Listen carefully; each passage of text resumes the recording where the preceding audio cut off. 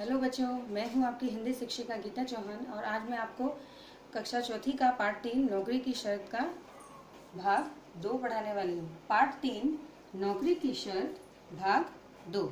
इस भाग में बच्चों हम पढ़ेंगे शब्दार्थ, श्रुत लेखन, प्रश्न व उत्तर और इस पाठ का अभ्यास कार्य मैं आपको पढ़ाऊंगी आज। बच्चों, ये जब आप पढ़ रहे हो तो आपको इसको देखकर साथ में अपनी हिंदी नोटबुक में सुंदर अक्षरों में लिखना भी है और साथ में इसे पढ़ना भी है। तो आइए बच्चों, प्रारंभ करती हूँ मैं सबसे पहले शब्दार्थ। बच्चों, जब मैंने आपको भाग 1 में आपको जो पाठ पढ़ाया था तो मैंने आपको कुछ शब्द भी रेखांकित किए थे। वही शब्दार्थ मैं यहाँ पे वापस से आपको पढ़ा रही हूँ और वही उसके साथ में उसके अर्थ भी लिखे हुए हैं। तो आपको ये मेरे साथ साथ पढ़ना है और अपनी नोटबुक में सुंदर अक्षरों में लिखना है। शब्दार्थ। पहला वर्ड शब्द है योग्य, लायक या काबिल। सुस्ताने, आराम करने। झिड़का, डांटा, फटकारा। टरकना, खिसकना या चले जाना। अड़ियल, बहुत जिद्दी होना। प्रस्ताव, बात या विचार। सलाह, परामर्श या सुझाव देना। दर्पण यानी कि आईना या शीशा। परीक्षण, जांच। रत्ती भर, जरा सा। प्रतीक्षा, इंतजार। किस्म यानी कि प्रकार। भीतर, अंदर आना। दोष, कमी। गुण, खूबी। तो ये थे बच्चों शब्दार्थ। अब मैं आपको कुछ कठिन शब्द यानी कि कुछ श्रुत लेखन शब्द भी पढ़ाऊंगी। स्वयं, स्थिति, प्रस्ताव, दर्पण, प्रतीक्षा, शारीरिक, डांट कर, सीढ़ियों, सुस्ताने, परीक्षण, अड़ियल, दोष, टरकना, झिड़का, योग्य। अब बच्चों मैं इस पाठ के जो है प्रश्न व उत्तर आपको पढ़ाऊंगी। पाठ चर्चा। पहला प्रश्न, आरंभ में लेखक की क्या स्थिति थी? उत्तर, आरंभ में लेखक की भूखे मरने की स्थिति थी। प्रश्न 2, भिखारी की बात सुनकर लेखक ने क्या सोचा? भिखारी की बात सुनकर लेखक ने सोचा कि जब तक नौकरी नहीं मिलती तब तक क्यों न उसके साथ रहकर वही पेशा अपनाया जाए। प्रश्न 3, स्वयं को दर्पण यानी कि आईने में देखकर लेखक को क्या पता लगा? उत्तर, स्वयं को दर्पण में देखकर लेखक को पता चला कि मित्र बिल्कुल सही कह रहा था। अब हम कुछ अधिकतम शब्दों के प्रश्न और उत्तर करेंगे। प्रश्न 1, लेखक अपने मित्र के पास पैदल क्यों गया? उत्तर, लेखक कई दिनों से बेरोजगार था, उसकी जेब खाली थी, इसलिए वह अपने मित्र के पास पैदल गया। प्रश्न 2, नौकरी पाने की क्या शर्त थी? उत्तर, नौकरी पाने की शर्त यह थी, नौकर कभी हंसेगा नहीं, जिस दिन हंसेगा नौकरी से निकाल दिया जाएगा। अब हम कुछ मूल्यधारित प्रश्न व उत्तर भी पढ़ेंगे। प्रश्न 1, किसी का मजाक क्यों नहीं उड़ाना चाहिए? उत्तर, हमें किसी का मजाक नहीं उड़ाना चाहिए क्योंकि मजाक उड़ाने से उनकी भावनाओं को चोट पहुंचती है। प्रश्न 2, क्या दोष कभी गुण भी बन जाता है? हाँ, दोष भी कभी कभी गुण बन जाता है। अब बच्चों हमने यहाँ पे हमारे प्रश्न व उत्तर पढ़े। आशा करती हूँ आपको अच्छी तरह ये प्रश्न व उत्तर समझ में आए होंगे। अब मैं आपको इस पाठ का अभ्यास कार्य पढ़ाऊंगी, जो कि इस किताब में आपको पाठ के बाद में ये अभ्यास कार्य मैंने आपको होमवर्क में भी सेंड किया है बच्चों, जिसमें आप PDF फाइल के द्वारा ओपन करके इस प्रश्नों के उत्तर आपने लिखे होंगे। अब मैं आपको उसके उत्तर यहाँ पे समझा रही हूँ, तो देखिए बच्चों अभ्यास कार्य।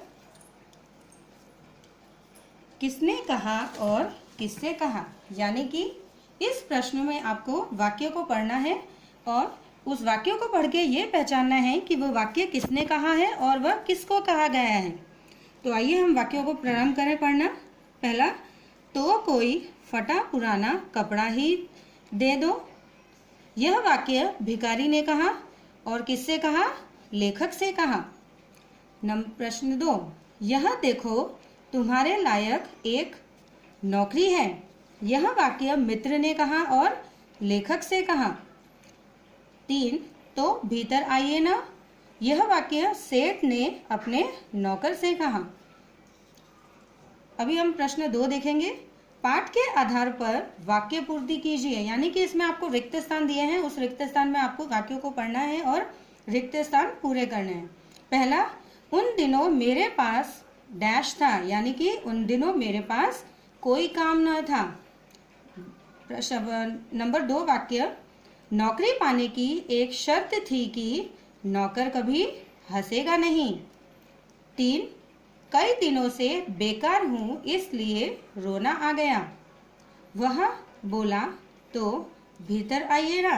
यहाँ पे हमारा प्रश्न 2 समाप्त हुआ। अब हम प्रश्न 3 पढ़ेंगे। पाठ के आधार पर वाक्यों को ठीक करके लिखो, यानी कि इन वाक्यों में कुछ गलतियां हैं जिसे आपको सुधारना है और फिर से वाक्यों को सही शब्दों में आपको लिखना है। प्रश्न वाक्य 1, लेखक को एक योग्य साथी की तलाश थी। उत्तर, लेखक को एक नौकरी की तलाश थी, ना कि एक योग्य साथी की, उसे एक नौकरी की तलाश थी। प्रश्न 2, अखबार में लिखा था एक नौकरानी की जरूरत है। उत्तर, अखबार में लिखा था एक नौकर की जरूरत है। 3, तुम्हें हमारे साथ टहलने चलना होगा। तुम्हें हमारे साथ दुकान चलना होगा। तो यहाँ हमारा प्रश्न 3 समाप्त हुआ। अब हम कुछ भाषा सरिता में कुछ व्याकरण से संबंधित वाक्य पढ़ेंगे। इसमें बच्चों पहले मैं आपको ये समझा दूं कि काल क्या होते हैं। किसी भी कार्य के होने के समय को काल कहते हैं। काल 3 प्रकार के होते हैं, यानी जो हमारा समय चल रहा है उस समय में तीन जो है काल होते हैं। पहला काल होता है भूतकाल, जो बीत चुका है, यानी जो समय हमारा बीत चुका है उसे हम भूतकाल कहते हैं। वाक्य के अंत में यदि था, थी और थे ये शब्द अगर वाक्य के अंत में आए तो वह भूतकाल वाला वाक्य होगा। वर्तमान काल में जो चल रहा है, यानी अभी जो समय चल रहा है वह वर्तमान काल का समय होता है। इसमें वाक्य के अंत में है, हूँ या हो होते हैं।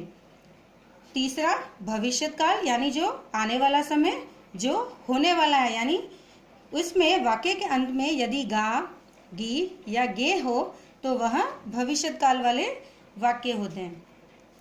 अब हम जो है कुछ अभ्यास कार्य करें बच्चों। काल सूचक शब्द को रेखांकित कर काल का नाम भी लिखो।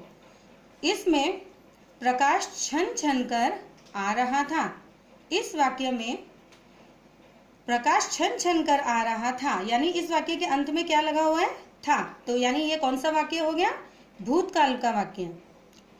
नंबर 2, उनको कला से बहुत प्रेम है, यानी इसमें वाक्य के अंत में क्या आया हुआ है, और यह वाक्य उनको कला से बहुत प्रेम है, यानी कि यह वाक्य वर्तमान काल का वाक्य है। 3, फूल तेरे लिए खिला करेंगे, वाक्य के अंत में गे आया हुआ है, यानी ये बीते आने वाले समय की बात हो रही है, यानी कि ये हो गया भविष्यत काल। 4, मैं कुछ समझती नहीं, ये वाक्य हो गया वर्तमान काल का, क्योंकि इसमें पीछे वाक्य के अंत में ही, यानी मैं कुछ समझती नहीं, यानी अभी चलते हुए समय की बात हो रही है, यानी कि वाक्य हो गया वर्तमान काल का वाक्य। तो यहाँ हमारा बच्चों वर्तमान काल का अभ्यास कार्य समाप्त हुआ। अब हम प्रश्न 2 में शब्द पहेली में छिपे स्त्रीलिंग शब्दों को ढूंढकर आपको इसमें से ढूंढना है और यहाँ पे स्त्रीलिंग व पुल्लिंग शब्दों को पढ़ना है। बच्चों स्त्रीलिंग व पुल्लिंग शब्द में पुल्लिंग शब्द वे होते हैं जो पुरुषों से संबंधित होते हैं, जैसे कि लड़का, बच्चा, और स्त्रीलिंग शब्दों में ऐसे शब्द आते हैं जो लड़कियों यानी कि लड़कियों से संबंधित होते हैं, जैसे कि लड़की, बच्ची, नौकरानी। तो यहाँ पे ऐसे कुछ पुल्लिंग शब्द दिए हुए हैं, हमें उन पुल्लिंग शब्दों को पढ़ना है और उसके स्त्रीलिंग शब्द इस पहेली में से ढूंढना है और यहाँ पे उनके उत्तर लिखने हैं। सबसे पहला सेठ, सेठ का स्त्रीलिंग क्या हो जाएगा? सेठानी। नौकर, नौकरानी। चिड़ा, चिड़िया, पिता, माता, राजा, रानी, बच्चा, बच्ची। तो ये थे बच्चों स्त्रीलिंग शब्द। आपको ये सभी स्त्रीलिंग के शब्द यहाँ पे इस वर्ग पहेली में आपको ये सारे स्त्रीलिंग शब्द मिल जाएंगे। तो आशा करती हूँ बच्चों आपको ये अभ्यास कार्य अच्छी तरह से समझ में आया होगा और आप इसके आंसर जो है उत्तर अच्छी तरह से अपनी नोटबुक में लिख सकते हो। धन्यवाद।